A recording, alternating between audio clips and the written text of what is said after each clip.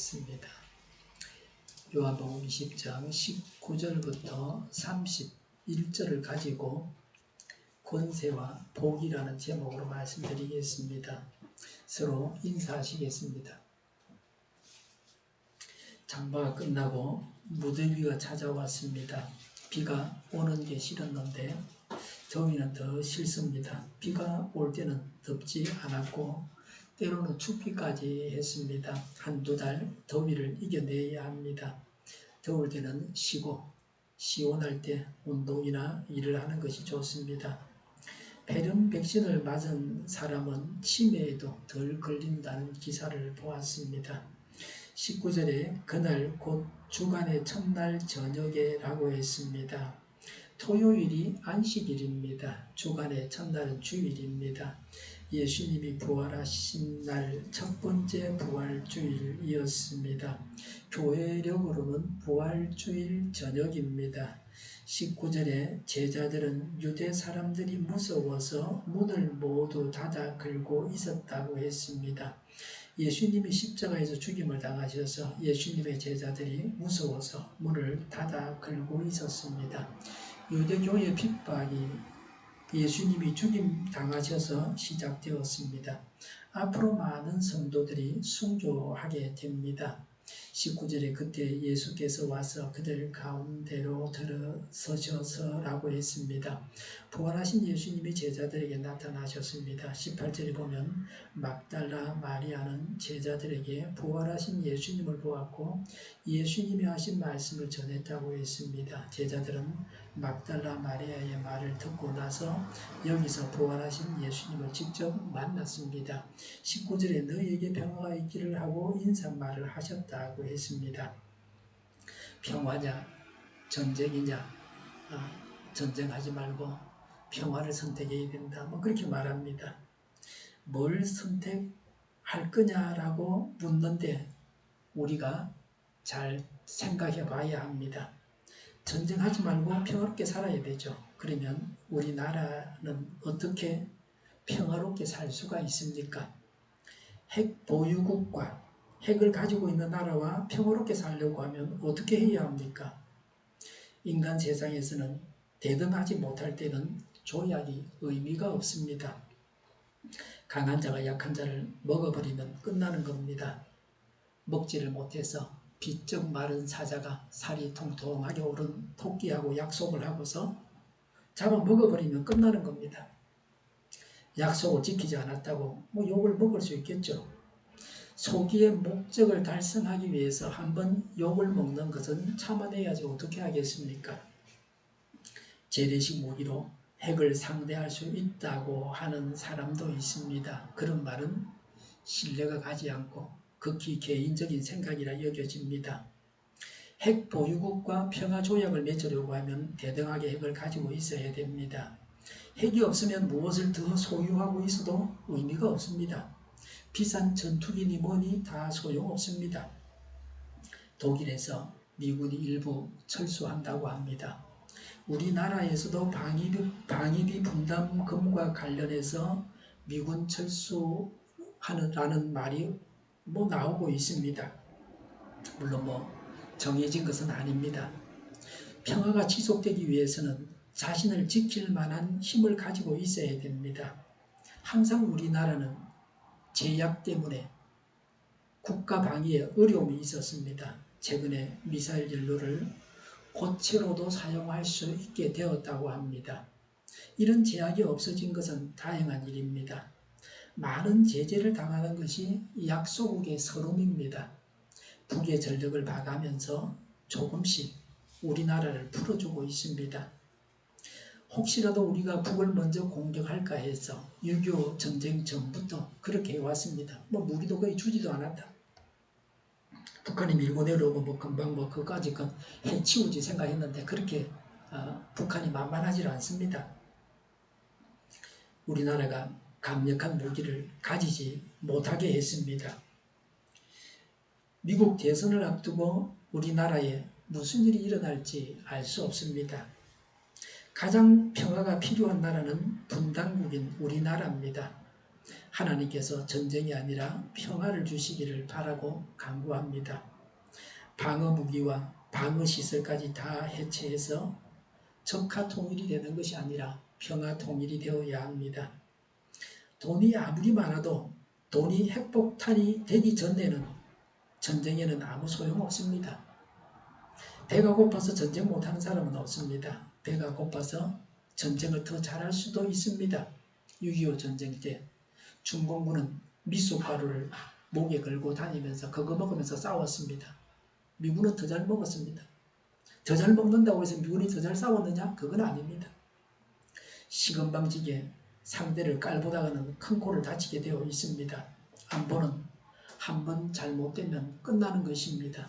베트남도 남쪽이 망하고 나서 그리고 그 나라는 끝난 겁니다. 누구도 구해주지 않습니다.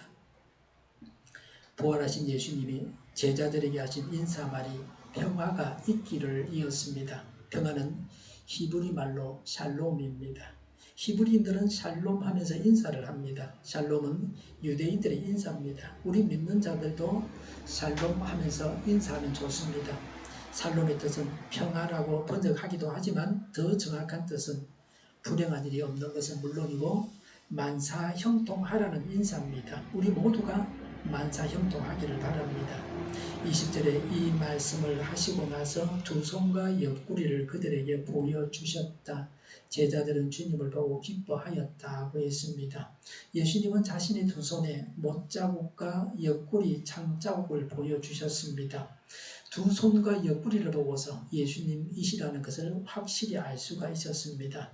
예수님은 부활하셨지만 살아생전에 가졌던 상처는 그대로 가지고 있었습니다. 부활해서 온전한 몸을 가지면 상처까지 없어지는 것은 아닙니다. 상처는 다쳐서 생긴 것입니다. 예수님의 손바닥에 못을 박았고 옆구리를 창으로 찔렀습니다. 예수님은 손바닥과 옆구리에 상처가 있었습니다. 상처는 낫기 전에는 아픕니다. 상처가 다 나으면 아프지 않은데 상처의 흔적은 남습니다. 상처가 아프다 하는 것은 다 낫지 않았다고 하는 것입니다.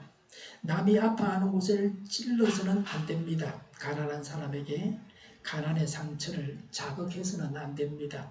사람마다 이런저런 상처를 가지고 있습니다. 그 상처를 보호해줘야 그 상처가 낫게 됩니다. 자꾸 찔러서 아프게 하면 더 나게 됩니다.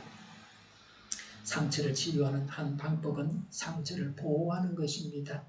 상처는 다 나으면 본인이 자신이 당한 상처에 대해서 스스로 말할 수 있습니다. 치유가 그런 단계까지 되어져야 합니다. 예수님의 상처는 다 치유되었습니다. 제자들에게 자신의 상처를 보여주셨습니다. 인류의 죄를 대속하게 하신 영광의 상처였습니다. 21절에 예수께서 다시 그들에게 말씀하셨다. 너희에게 평화가 있기를 빈다. 아버지께서 나를 보내신 것 같이 나도 너희를 보낸다고 하셨습니다. 예수님은 다시 샬롬이라고 한 번 더 인사하시고 아버지께서 예수님을 땅에 보내셨던 것 같이 예수님도 제자들을 불신 세상 사람들에게 보낸다고 하셨습니다. 파송한다는 말씀입니다. 우리는 세상에 보냄을 받았습니다.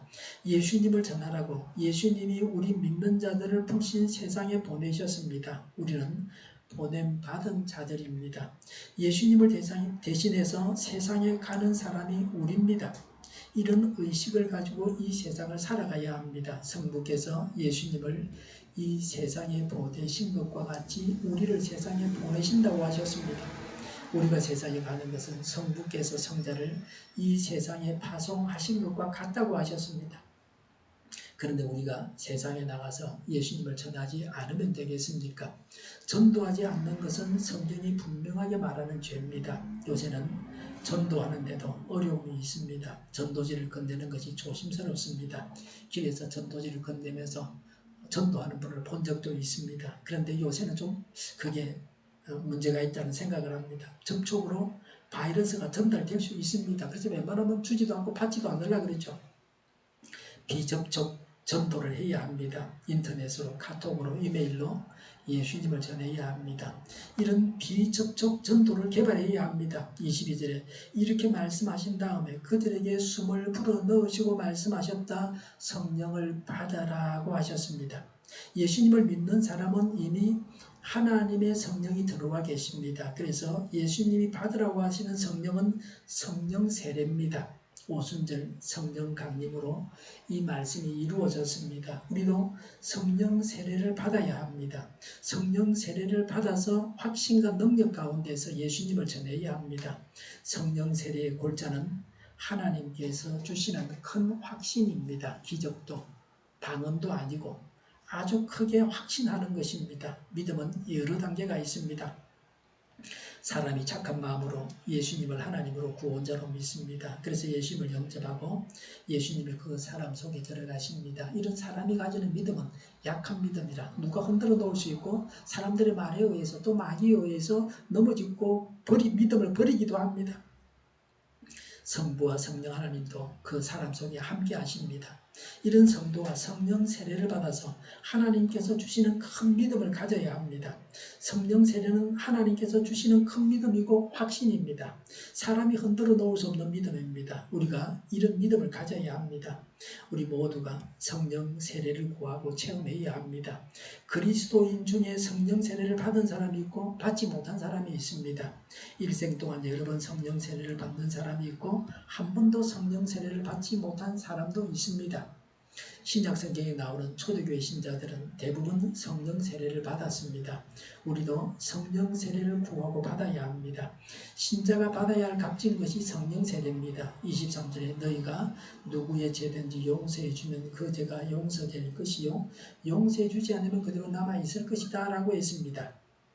제사장은 제사를 드려서 백성들을 대신해서 죄를 사함받아 주는 자입니다. 우리가 불신자들을 대신해서 죄를 용서받아 줄 수 있습니다. 예수님 우리 죄를 대신하여 십자가에 달려 돌아가셔서 우리 죄를 용서해 주셨듯이 우리도 다른 사람의 죄를 두고서 대신 용서받아 줄 수 있습니다. 믿는 우리가 불신 세상에 나가서 예수님께서 당신의 죄를 대신하여 돌아가셨다는 사실을 전할 때에 믿는 사람은 용서를 받았다고 선포하고 받아들이지 않는 자는 영원한 형벌을 받게 된다고 선포하라는 말씀입니다. 그러면 이 말씀대로 된다고 하는 것입니다. 우리는 예수님의 보혈로 용서받은 의인입니다. 그래서 하나님 앞에 나아가서 간구할 수 있습니다. 그래서 우리가 제사장입니다. 다른 사람들의 죄를 두고 간구해서 용서를 받아줄 수 있습니다. 구약시대 제사장이 백성을 대신해서 제사를 드렸던 것과 같습니다. 오늘날 우리가 제사장입니다. 나의 죄는 물론이고 다른 사람들의 죄를 두고 하나님께 간구해서 죄를 용서받게 해야 합니다. 우리가 하나님 앞에 나아갈 수 있는 제사장이어서 권세자입니다. 도마의 불신앙에 대해서 기록합니다. 덤벙대거나 경솔하면 남에게 속기가 쉽습니다. 지금 같은 사회에서는 남이 뭐라고 하면 왜 저 사람이 저런 말을 하는가? 나를 속이려고 하는 것은 아닌가 하고 의심을 합니다. 모르는 사람에게 먹을 것이나 음료수를 줘도 받아먹지 않는 사람도 있습니다. 혹시 약이 그 속에 들어있나 하고 의심합니다. 실제로 음식을 꺼내면서 독을 타서 사람을 해치는 그런 사람도 있습니다.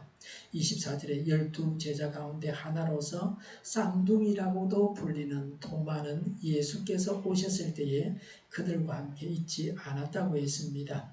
의심 많은 도마가 없는 자리에 부활하신 예수님이 나타나셨습니다. 25절에 다른 제자들이 그에게 우리는 주님을 보았소 하고 말하였으나 도마는 그들에게 나는 내 눈으로 그들의 손에 있는 못자국을 보고 내 손가락을 그 못자국에 넣어보고 또 내 손을 그의 옆구리에 넣어보지 않고서는 믿지 못하겠소 하고 말하였다고 했습니다. 도마는 예수님을 보고 예수님의 손에 못자국, 옆구리에 창자국에 손을 넣어보지 않고서는 믿지 못하겠다고 했습니다. 도마는 다른 제자들의 말을 믿지 않았습니다. 자기가 직접 체험해 보아야 믿겠다고 했습니다. 도마같이 의심을 해야 이 세상을 살아갈 수 있습니다. 돌다리도 두들겨 보고 건너는 식의 신중함을 도마에게서 볼 수 있습니다. 도마는 과학자 같은 탐구정신을 가지고 있었습니다. 무턱대 놓고 믿는 것이 아니라 자신이 관찰하고 직접 확인해야 믿겠다고 하는 것입니다. 과학자들은 이론이 실제로 그대로 되는지를 실험해 봅니다. 실제로 그대로 되지 않으면 그 이론은 잘못된 겁니다. 도마도 이런 정신을 가지고 있었습니다. 오늘날도 인도에 가면 썩지 않고 남아있는 도마의 손이 있다는 말이 있습니다. 왜냐하면 예수님의 몸에 의심을 하면서 그 손을 대었기 때문에 그 손가락이 예수님의 몸에 닿아가지고 썩지 않고 남아있다고 그렇게 말하는 겁니다. 사람은 불완전하기 때문에 거짓말쟁이 사기꾼을 의심해야 합니다. 그러나 하나님을 의심하면 안 됩니다. 사람의 지식이 완전하지 못하기 때문에 완전한 하나님을 의심할 수 있습니다. 그러나 우리는 의심을 떨치고 믿어야 합니다. 예수님께서 살아생전에 수차에 걸쳐서 부활하신다고 말씀하셨는데 그때는 가만히 있다가 부활하시고 나서도 아무도 부활하신다는 예언을 믿지 않았습니다. 심지어 부활하신 예수님을 보았다고 해도 믿지 않았습니다. 12 제자 중에 한 사람인 도마가 그토록 의심을 했습니다. 이렇게 의심 많은 도마에게 예수님께서 나타나셨습니다. 26절에 여드레 뒤에 제자들이 다시 집 안에 모여 있었는데 도마도 함께 있었다. 문이 잠겨 있었으나 예수께서 와서 그들 가운데로 들어서셔서 너희에게 평화가 있기를 하고 인사말을 하셨다고 했습니다. 27절에 그리고 나서 도마에게 말씀하셨다. 내 손가락을 이리 내밀어서 내 손을 만져보고 내 손을 옆구리에 넣어보아라. 그래서 의심을 떨쳐버리고 믿음을 가져라고 하셨습니다. 예수님이 나타나셔서 도마가 말한 대로 손을 넣어보라고 하셨습니다. 예수님은 다 알고 계셨습니다. 도마가 한 말을 누가 일러 바쳤습니까? 예수님은 우리가 마음속에 품은 생각까지도 다 알고 계십니다. 이런 하나님 앞에 우리가 나아가서 간구하는 것입니다. 기도할 때는 하나님께 보고하지 않아도 됩니다. 내만 알고 하나님은 모르시니까 내가 보고를 해야 하나님이 아시겠지. 그렇게 생각하면 안 됩니다. 하나님이 다 알고 계십니다. 내가 당한 일을 다 알고 계시고 내가 알지 못하는 것까지도 나 자신에 대해서도 다 알고 계십니다. 우리가 보고를 드려야 하시는 하나님이 아니십니다. 그래서 기도할 때 쓸데없는 말 하지 말라는 말은 보고하지 말라. 그렇게도 볼 수 있습니다. 하나님이 아신다는 것을 전제로 해서 기도하면 됩니다. 28절에 도마가 예수께 대답하기를 나의 주님 나의 하나님 하니 그랬습니다. 도마가 예수님께 나의 주님 나의 하나님이라고 신앙 고백했습니다. 이것이 도마의 신앙 고백입니다. 예수님은 주인이시고 하나님이십니다. 모든 사람은 예수님을 이렇게 신앙 고백해야 합니다. 도마는 보고서 믿은 사람입니다. 보지 못해서 못 믿은 자는 보고서 믿어야 됩니다. 도마가 손을 넣어 보았습니까? 오늘 성경 말씀에는 도마가 손을 넣어서 만져봤다 하는 그런 기록은 없습니다. 글쎄 뭐 그렇게 하지 않았다는 기록도 없습니다. 성경 본문을 보면 그냥 보고서 믿은 것처럼 그렇게 보입니다. 그냥 믿지 못하는 사람은 만져보고서라도 믿어야 합니다. 불신은 방치할 수 없습니다. 반드시 믿어야 하는데 확인해보고 믿을 사람은 확인해보는 절차를 거쳐서라도 믿어야 합니다. 의심이 많은 사람도 예수님을 믿을 수 있습니다. 도마와 같이 의심 많은 자도 예수님은 찾아가셔서 예수님을 믿게 하십니다. 예수님의 부활을 믿지 못하는 것은 다른 제자들도 마찬가지입니다.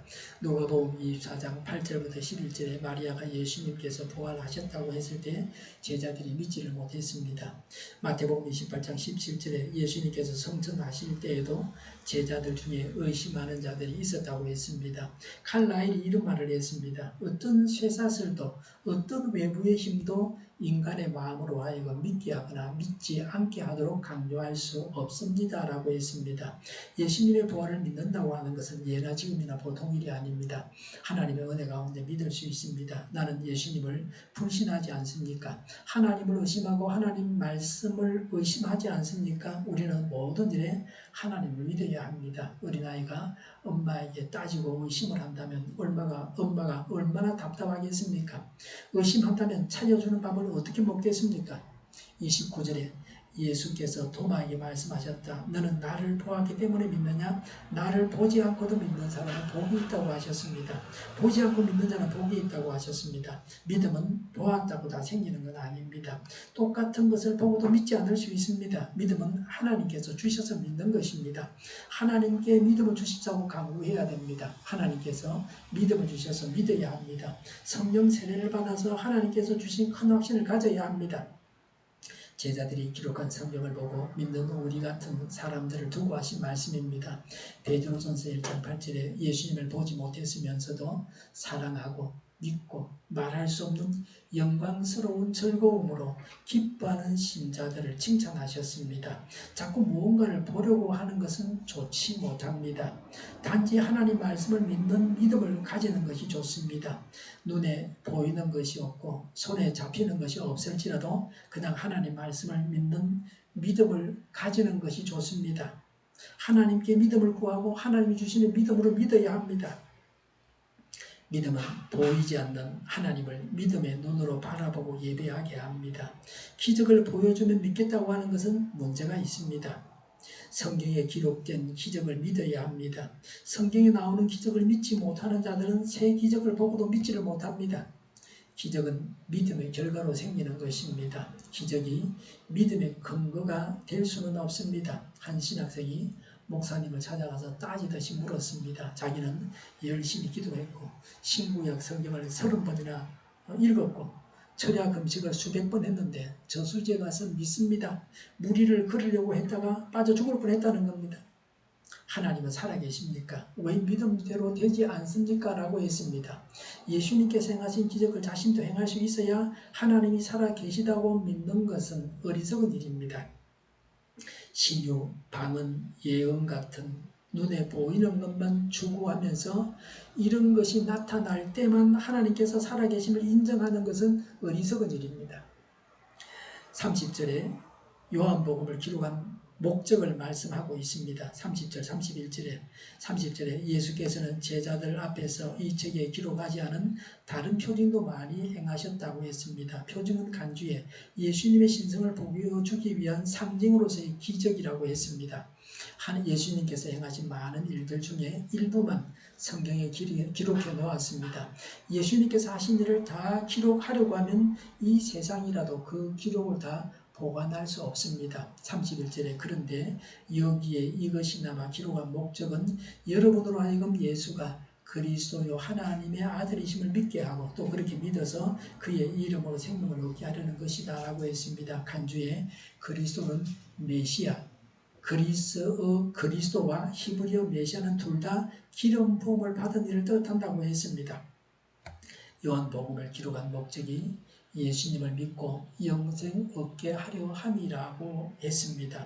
불신자라도 요한복음을 읽으면 예수님을 믿을 수 있습니다. 요한복음은 불신자가 보아야 할 책입니다. 성령 받고 부활을 믿고 기뻐하고 부활의 정인이 되어야 합니다.